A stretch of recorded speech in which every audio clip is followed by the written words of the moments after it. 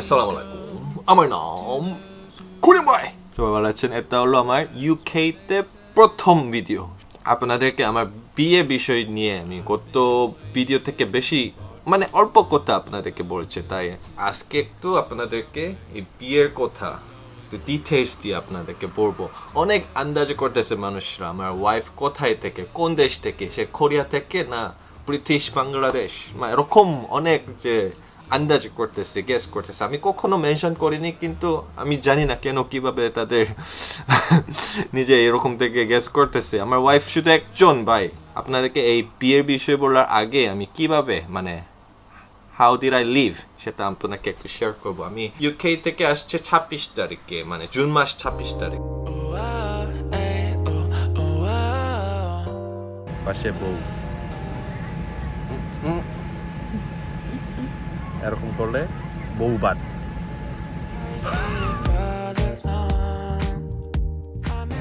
মানে ম্যানচেস্টার এয়ারপোর্টে পৌঁছে গেছে কোরিয়ান পাসপোর্ট দিয়ে আসলে 6 মাসের জন্য ভিসা ছাড়া আসতে পারবে কিন্তু আমার বউ তো এখানে স্টেম ভিসার জন্য আসছে আসতে একটু সময় লাগবে ওখানে কিউ বেশ আছে তো আমি শুধুমাত্র একজন বিদেশ লোক The weather is pretty hot like me Manchester এয়ারপোর্টের কাছেও রেডিসন আছে না ঢাকায়ও রেডিসন আছে না প্রস্তুত রেডিসন খেতে আবহাওয়া হলো একটু গরম বাংলাদেশে হালকা শিকারের মতো কিন্তু ইউকে মানুষে বলে এখন হিট ওয়েভ চলছে হিট ওয়েভ এটা কি বাংলাদেশি হিট ওয়েভ দেখলে মরে যাবে আইসক্রিমের মতো যে স্টুডেন্টদের প্রটেস্টিং করার অনেক আগে আসছে এখানে শুধু লাইফটা অ্যাডজাস্ট করার জন্য আমরা সময় কাটিয়েছি আমাদের বাসা খুঁজেছি বাসা এখানে হলো এখন নতুন বাসা আগে তো অন্য বাসায় ছিল মানে দুইজন একসাথে থাকার জন্য আমরা বাসা খুঁজেছি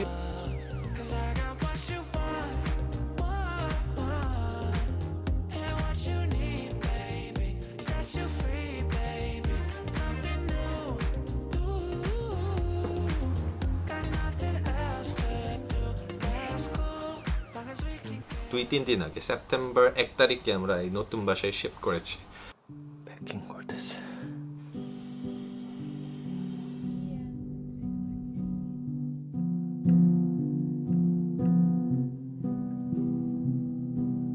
সো এখানে নতুন হাউসে আসছে ডোন্ট সারপ্রাইজ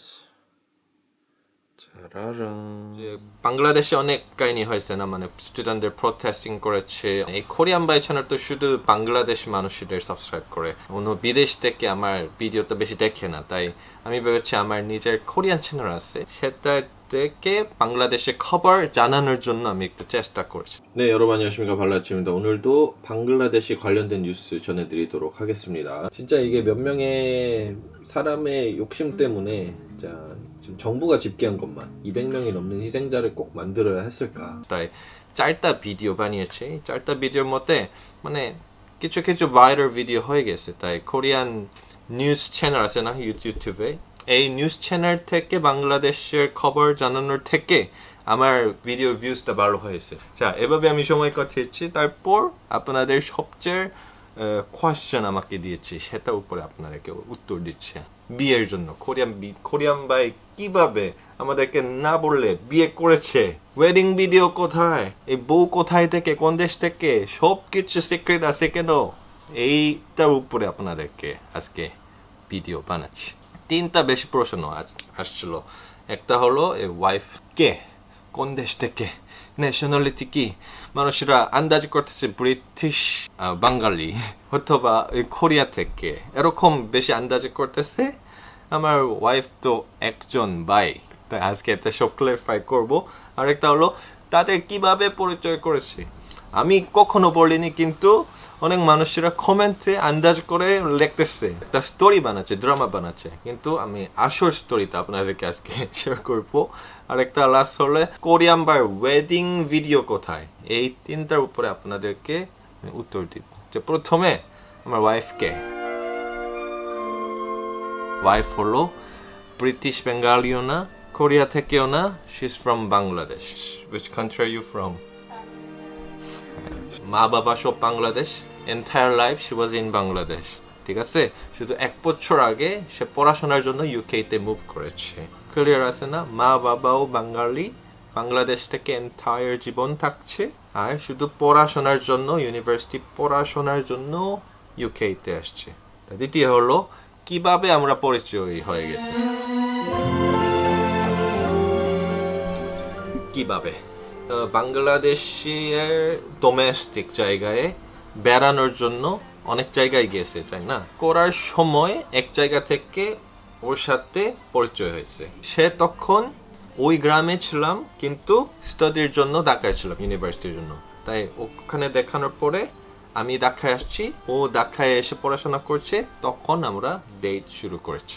ডেট শুরু করার পরে 3 মাস আমরা ডেট করার পরে সে হঠাৎ করে ইউকেতে চলে গেছে, ইউকেতে পড়াশোনা করার জন্য। তারপরে 3 মাস আমরা ডেট করার পরে লং ডিস্টেন্সে পড়ে গেছে। লং ডিস্টেন্সে করতে করতে মানে অনেক ভালো ছিল আমাদের রিলেশনশিপ। এর জন্য আমরা চিন্তা করছে আমার ওয়াইফ সে ইউকে থেকে পড়াশোনা শেষ করে আবার বাংলাদেশে ফিরে আসলে তখন আমরা বিয়ে করব, এভাবে ভেবেছি। কিন্তু এখানে কিন্তু আছে, বড় কিন্তু। আমার ভিসার সমস্যা হয়ে গেছে, আর ভিসার জন্য অনেক বকশিশ চাইছে, অনেক টাকা চাইছে। আমি ভেবেছি এই টাকা না দিয়ে, এই টাকা ব্যবহার করে বিদেশ থেকে পড়াশোনা করে আসলে কি হবে, কেমন। আর আমার সবসময় যে এরকম স্বপ্ন ছিল, একটা প্ল্যান ছিল, বিদেশে গিয়ে একটু এডুকেশন পড়াশোনা করার পরে সেই সিস্টেমটা আমি একটু স্কুলে অ্যাডজাস্ট করতে চাইছি। তো আমি ভেবেছি এটা হলো আমার লাস্ট চান্স। আমি তো বুড়া হয়ে যাচ্ছি, এই সময়ের মধ্যে আমি যদি পড়াশোনা না করলে পরে কোনোভাবে সম্ভব হবে না। এভাবে চিন্তা করে আমি সিদ্ধান্ত নিয়েছি যে আমিও তাহলে ইউকেতে যাব। মানে অনেক জায়গায় অপশন ছিল, কিন্তু আমার বউ তো ইউকে আছে, তাহলে আমি ইউকেতে যাব। তখন আমরা একটু সিরিয়াস ভাবে মানে কথা হয়েছে যে তুমি যদি ভ্যাকেশনে বাংলাদেশে আসো তাহলে উই ক্যান গেট ম্যারিড, তারপরে আমরা আবার ইউকেতে একসাথে চলে যাব আফটার উই গট ম্যারিড। সেটা হলো আমাদের হঠাৎ করে প্ল্যান বানিয়েছি। আমার মা বাবার সাথেও কথা বলার পরে, ওর মা বাবার সাথেও কথা বলার পরে আমরা সিদ্ধান্ত নিয়েছি ওকে ইউকেতে যাওয়ার আগে বিয়ে করবো না। তারপরে এই ঈদ ভ্যাকেশনে সে আসছে জুন মাসে, তারপরে জুন মাসে 8 তারিখে আমাদের পেপারে সাইন করেছে বিয়ের জন্য।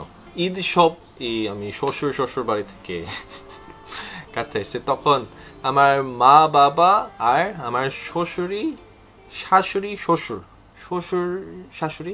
শ্বশুরি ওনাদের সাথে শুধু ভিডিও কল করে কথা বলছে, তারপরে আমাদের বিয়ে প্রসেস করা হয়েছে এভাবে। তাহলে ওয়েডিং ভিডিও কথা এভাবে জিজ্ঞাসা করে না, ওয়েডিং ভিডিও বিষয় নিয়ে আপনাদেরকে বলে দেই। বিয়ে করেছে কিন্তু বিয়ে অনুষ্ঠান করিনি। কেন? কারণ আছে, মানে আমরা ইচ্ছা করে করিনি এরকম না, কিন্তু আমাদের সময় ছিল না। অনেক হঠাৎ করে বিয়ের জন্য সিদ্ধান্ত নিয়েছে না, এই জন্য বিয়ের জন্য অনেক কিছু প্রস্তুত করতে। আপনারা মনে করেন যে একটা বিয়ে এরকম বেশি সহজ না, শুধু ভালোবাসা নিয়ে বিয়ে অনুষ্ঠান করতে পারবে না। ভালোবাসা নিয়ে বিয়ে করতে পারবে, কিন্তু বিয়ে অনুষ্ঠান করতে পারবে না। তাই আমরা ভেবেছি যে এখন বিয়ে করে ফেলবো, তারপরে সব পড়াশোনা কমপ্লিট করার পরে আবার বাংলাদেশে ব্যাক করে আমরা তখন বিয়ে করব।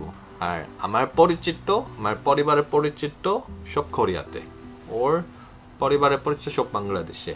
তাই আমরা ভেবেছি কোরিয়াতে একবার, বাংলাদেশে একবার বিয়ে করব। এরকম মোটামুটি 1 বছর থেকে 2 বছর পরে বিয়ে হবে। তখন অবশ্যই ভিডিও বানিয়ে আপনাকে দেখাই দেব।